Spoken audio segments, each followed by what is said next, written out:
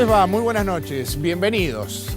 Llegamos al final de este ciclo 2016 con el programa El Puente y lo quisimos hacer, obviamente, con otro tema que a nuestro criterio nos parece muy, pero muy interesante.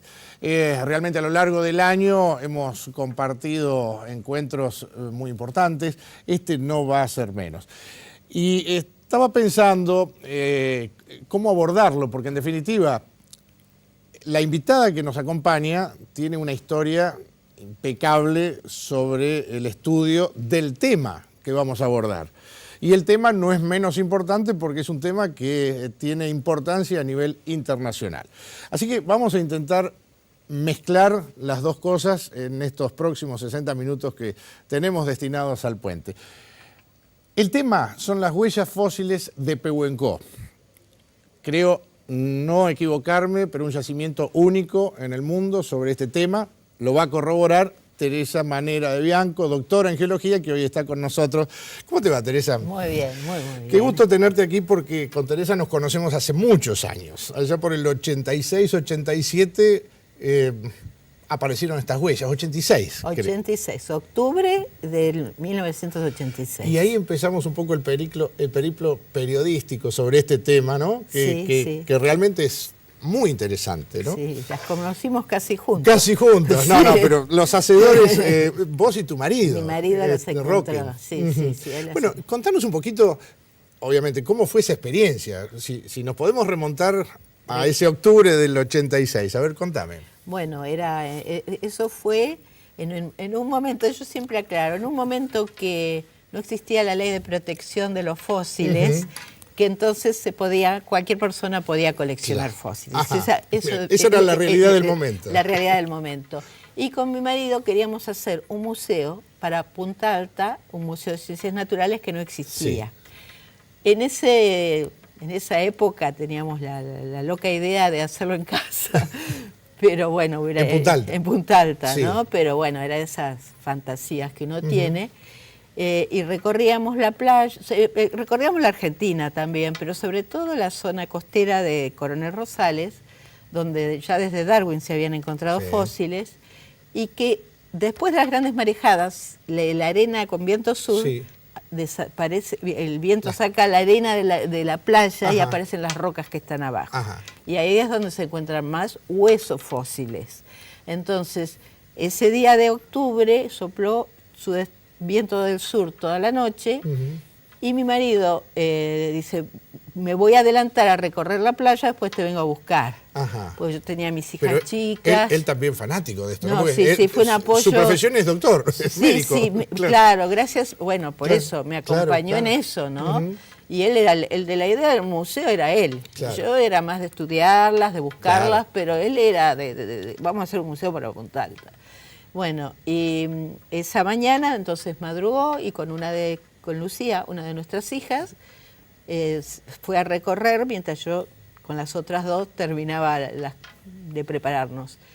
Y descubrió, recorriendo la playa para el lado de monte, el lugar donde estaba destapado por el viento sur una cantidad de rocas medio como arcilla dura, donde se veían huellas gigantes de hasta 90 centímetros de largo y otras chiquititas había de pajaritos, de guanacos, es decir, todas fosilizadas. Todas eran en una roca dura que en su momento había sido barro de una laguna, que ahora sabemos, después de todos estos años de seguir estudiándolas, aún todavía se están estudiando, sabemos que más o menos tienen 12.000 años y que ahí era una comunidad de aves y mamíferos que dejó las huellas. Ahora, Teresa, contame cómo fue ese momento, porque un momento que lo estábamos charlando antes de empezar, mientras se acomodaba acá el set, cambió tu vida.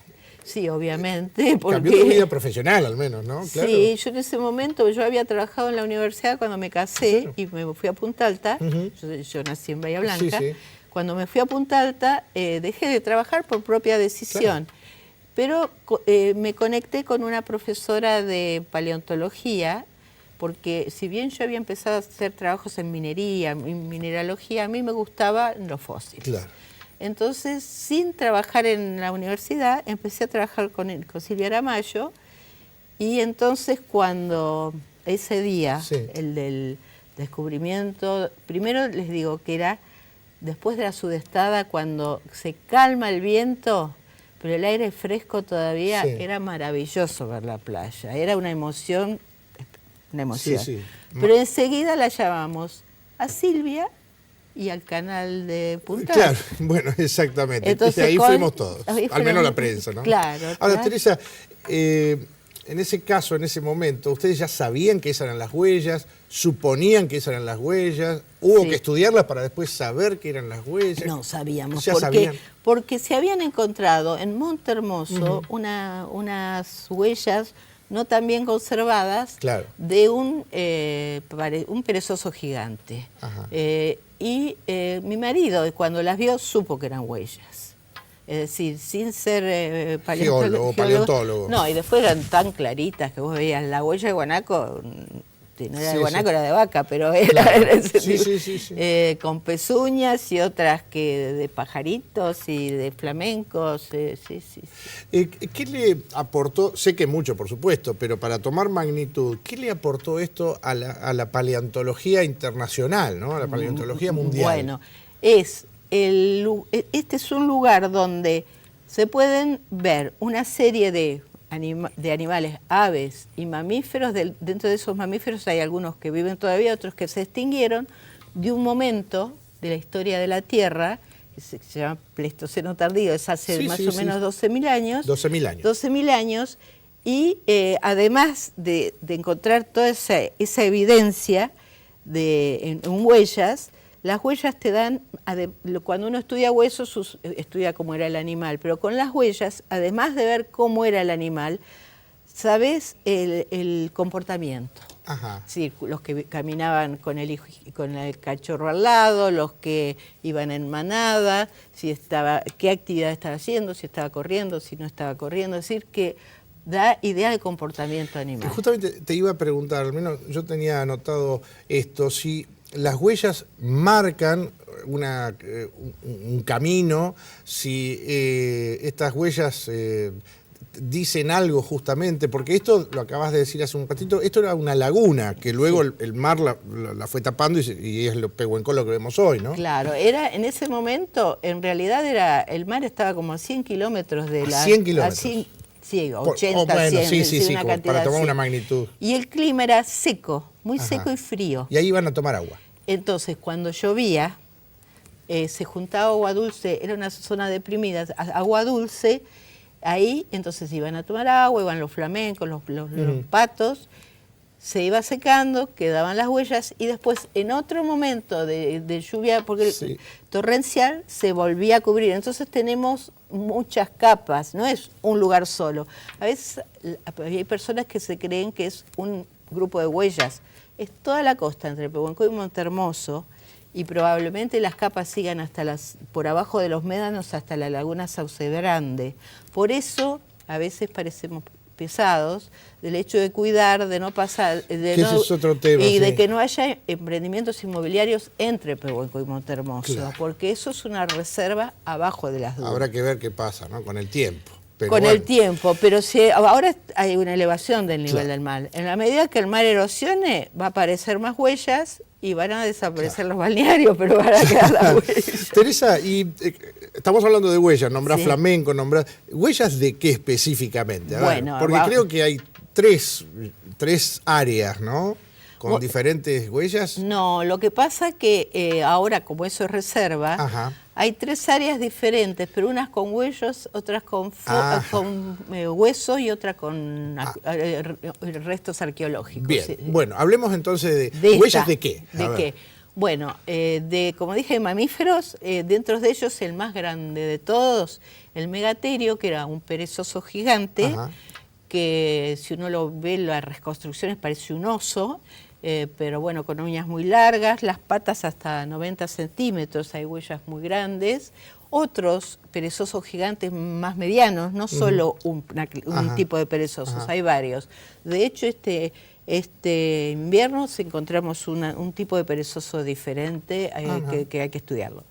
Después, dentro de los extinguidos, otro animal medio raro con trompita, parecido a un camello, pero con 3 dedos en vez de 2 pezuñas, con 3, y alto, ¿no? Como un caballo grande, es la macrauquenia, que es un mamífero que solo habitó en América del Sur. Cuando hablamos de tamaño, porque para que la gente tome dimensión, por ejemplo, el megaterio El megaterio parado en 2 patas, que parece que se paraba a veces en 2 patas, puede llegar a 4 metros. Ajá. Y de la punta de la cola al hocico hasta 6 metros. No me digas de peso, no, pero para que la gente tome, aunque sé que están, confirmámelo, pero creo que están haciendo en un material muy especial, uno de tamaño real. Sí, tamaño real para un grupo de gente bárbara de Pehuenco, ha decidido hacer eso como comunidad. Y está perfecto, sí. Y yo digamos que ese para mí fue una gran satisfacción que el pueblo se ponga al hombro el tema, ¿no? Claro, exactamente. Bueno, te corté. Flamencos también. Flamencos, después pumas, oso, ¿no? De tamaño medianito, caballo fósil, porque el caballo vivió en América del Sur, se extinguió y después lo trajeron los españoles a América. Así que huellas de caballos, de ciervos, de guanacos, un guanaco chico y un tipo guanaco grande, elefante, ¿no? El mastodonte, que es el elefante fósil que hubo acá, no muy grande, con unas patas así, y esas se encuentran poco. En cambio, en megaterio hay muchas huellas de megaterio. ¿Teresa, huellas humanas? Bueno, eso hace en el 2005, que pudimos investigar más profundamente, aparecieron 2 bloques sueltos con un pie cada uno de humano, y en ese mismo año una serie de huellas de megaterio con nosotros cuando son un caminito de huellas decimos con una rastrillada de un humano que nos costó reconocerlo, todavía tenemos que seguir insistiendo en eso, porque aparentemente tenían los pies cubiertos, pero hacía frío en esa época. Pero el ángulo de paso, el tamaño da de humano. Esto quiere decir que y eran de la misma época. Sí. O sea que podrían haber caminado juntos. Juntos, o lo estaba siguiendo para cazar o lo llevaba de la zona. Por ahí alguna mascota, ¿no? Bueno, siempre vale el chiste, ¿no? Teresa, qué importante que es esto, pero bueno, te voy a pedir en un ejercicio de imaginación, ¿cómo podemos armar un paisaje de esa época? Nos vamos hoy a Pehuenco, nos olvidamos de lo que hoy es Pehuenco, ¿y qué encontramos? A ver. Bueno, ¿qué encontramos? A ver, uno puede imaginar un lugar con paja brava, cola de zorro, ¿no? Es decir, no sé exactamente porque no se estudió el polen, pero un clima frío y árido, con ese tipo de vegetación, más pelado, con lagunas, medio color de barro rojizo, alrededor de la laguna aves acuáticas como el flamenco, los patos, y de vez en cuando bajando uno de estos animales que va a tomar agua. Por ejemplo, yo me puedo imaginar muchas cosas. Las macrauquenias, el de la trompita, en pequeños manadas, como rebaños de macrauquenias, como son los guanacos, ¿no? Que viven en grupo, con alguno más grande, un macho grande un poco más lejos para vigilar el grupo, algún puma ahí acechando a los guanacos, porque de hecho encontramos una huella de guanaco con una huella de puma arriba, así que eso te da ese tipo de comportamiento. Sí. O sea, una comunidad mixta, se podría decir, alrededor de esa laguna, de ese paisaje. Algunos que habitaban ahí todo el día y otros que iban a tomar agua. Después hay también ñandúes, alguna huella de ñandú. Ahora, Teresa, se me ocurre que sería muy egoísta pensar, como decías vos, ¿no? Solamente en ese sector, porque todos estos animales seguramente habitaban toda la costa. En Bahía Blanca también habría. Hasta en Bahía Blanca, entonces se me ocurre qué cosa increíble. Claro, ¿no? Y eso es la importancia del sitio, porque te revela en ese momento cómo era la comunidad, es decir, las relaciones entre los animales que habitaban en la pampa, ¿no? Yo me imagino que después de este descubrimiento comenzó, como dicen los chicos ahora, ¿no? Te cayó la ficha de Darwin, ¿no? Empezaste a comenzar, o no tanto, a ver ¿qué papel ocupó Darwin luego de este descubrimiento? Darwin fue algo que vino, digamos, por otro lado y que ahora los tengo unidos. A ver, porque ¿cómo se produce? Sí, el año siguiente de descubrir las huellas, que de hecho ya el año ese publicamos con Silvia Aramayo en un congreso latinoamericano lo que habíamos encontrado, al año siguiente viene a la Argentina el bisnieto de Darwin, que era Richard Keynes Darwin, que es, no sé si vive todavía, un biólogo,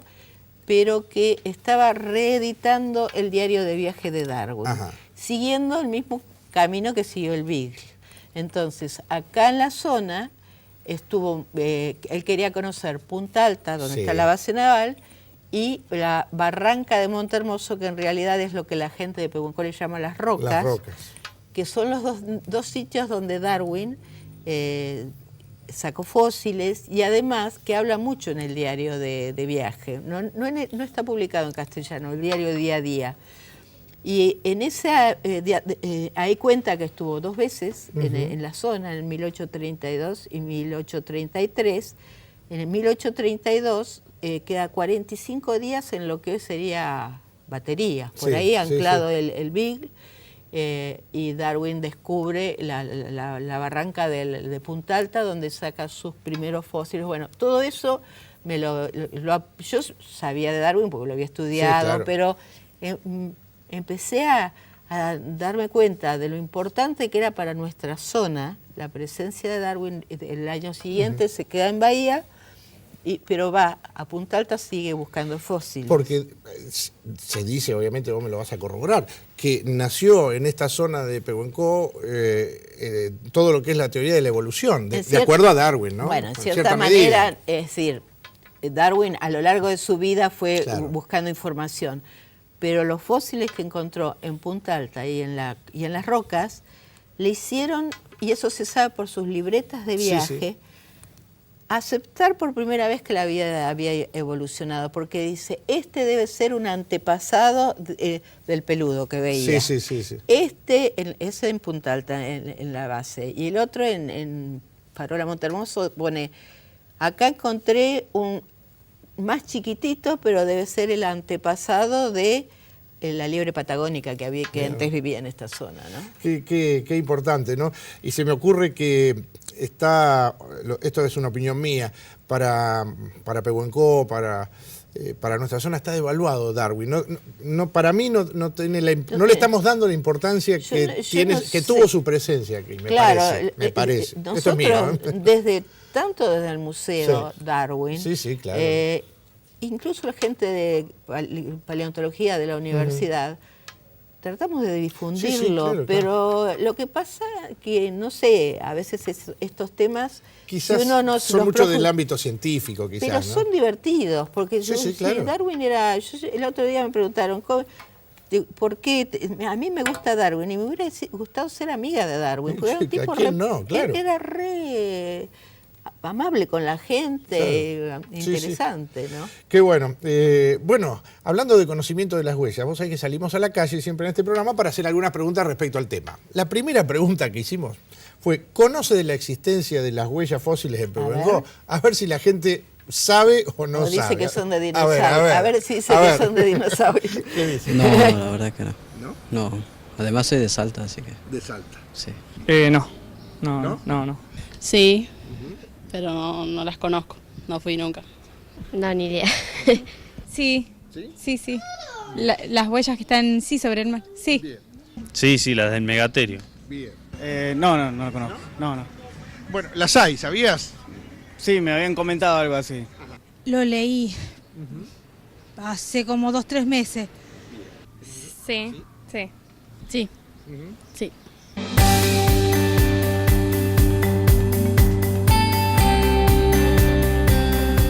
Bueno, primera batería de preguntas, Teresa. ¿Te sorprenden las respuestas? Muchos decían que sí, ¿otros? No, lo que pasa es que yo veo que hay mucha gente que no es del lugar. Que no es del lugar, pero una vez que uno va al lugar, es del lugar. Exactamente, sí. Eso es como una vez alguien que me preguntó de algo de la antigua Punta Alta. Yo yo nací en Bahía. Entonces usted no es de Punta Alta. Me ofendió. Digo, Y si uno va a vivir al menos un año en un lugar, no digo por ahí, no digo que sepa de las huellas, pero tiene que conocer del lugar. Y contame, Teresa, de esta respuesta que muchos dijeron que sí conocen, ¿qué se hace o qué se está haciendo, si se hizo o se tiene planificado hacer para que se conozca sobre este tema, ¿no? Bueno, aparte obviamente del museo, de Darwin, etcétera, bueno, etcétera. Se ha hecho mucho desde el museo, van a escuelas constantemente, incluso vienen escuelas de La Pampa, de Bahía Blanca, se hace muchísima difusión, pero aparte, junto con el Archivo Histórico, se hizo un curso para docentes a partir de un proyecto de extensión que yo hice desde la Universidad del Sur, que hice un libro para docentes, uno para chicos, y eso fue hace 2 años que dimos, es decir, a través de la docencia, y uno, si hubieran consultado a través a chicos más chicos, saben más que la gente que contestó. Mirá vos, qué interesante. Sí. Bueno, ¿y se planifica esto o esto es un esfuerzo tuyo, de la gente del museo y demás? Y quiero preguntártelo, ¿las autoridades tomaron alguna vez las riendas del tema o es un esfuerzo tuyo, que después vamos a hablar del premio Rolex? No solo mío. De mucha gente que te rodea, claro. Lo que pasa que esto varía, yo no quiero hablar de política, no, por supuesto. Fue variable, en el momento que se hizo el museo, que pasó ahí, tuvimos mucho apoyo en ese momento. Después, en los últimos años, un poco al principio, pero después el museo lo mantiene la municipalidad, los empleados del museo, la luz del museo, el gas del museo, es decir, esa parte sí. Lo que pasa que yo creo, y hablo del intendente actual, que nos decía que él siente que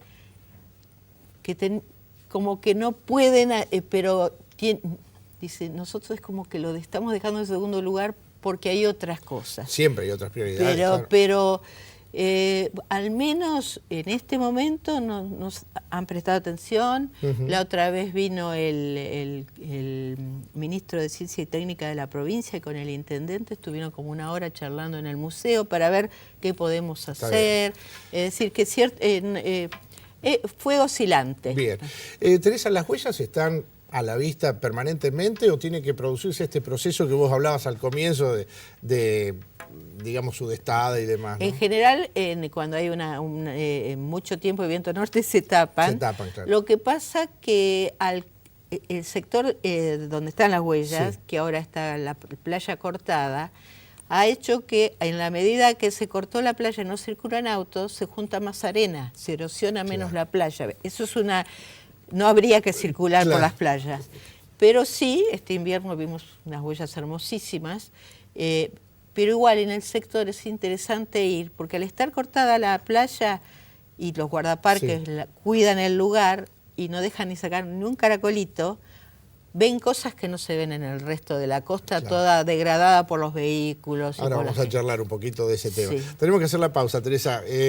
Ya volvemos en el puente. Hoy las huellas de Pehuencoó con la doctora en geología Teresa Manera de Bianco, que, bueno, obviamente tiene muchísimo que ver, casi todo, con esto y su equipo, claro.